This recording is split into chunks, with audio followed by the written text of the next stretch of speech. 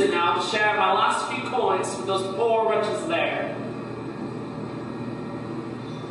Dear God, what affectation, what a fake.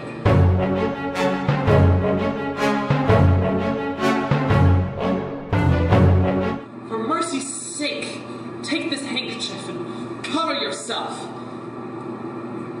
What? Cover your bosom, girl. The flesh is weak, and unclean thoughts undetermine the soul. Your soul, it seems, has very poor defenses, and flesh makes quite an impact on your senses.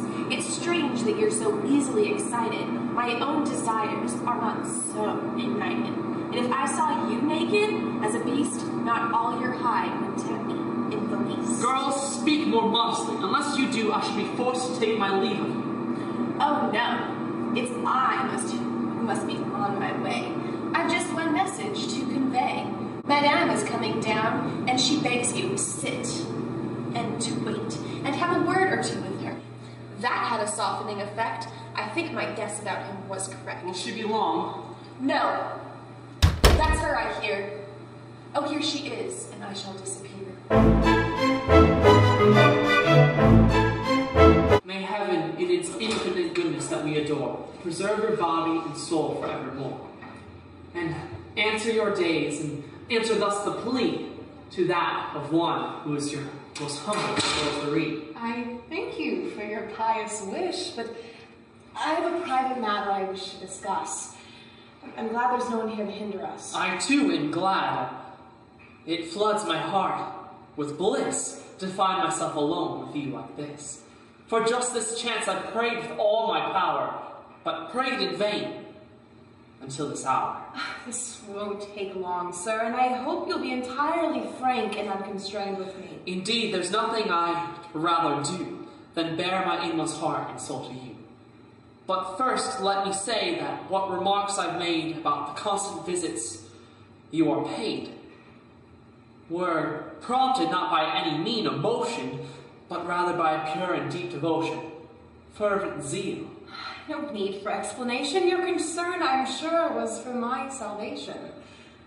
Quite so. And such great fervor do I feel. Oh, please, you're pinching. Oh, 'twas from the excessive zeal. I never meant to cause you pain, I swear. I'd rather. Oh, what is your hand doing there? Feeling your gown, what soft, fine woven stuff. Please, I'm ticklish. Enough. My, what lovely lacework on your dress. That workmanship, miraculous no less. I've not seen anything to equal it. Oh, yes, but quite. Let's talk business for a bit. They say my husband means to break word and give my daughter to you, sir. Have you heard? He did once mention it, but I confess I dream of quite a different happiness.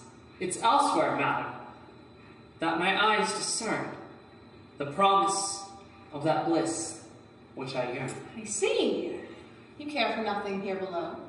Ah, well, my heart's not made of stone, you know. Oh, all your desires mount heavenward, I'm sure, all in scorn of all that's earthly and impure. You are peace, my solace, my salvation. On you depends my bliss or desolation. I bide your judgment, and as you think best, I shall be either miserable or blessed.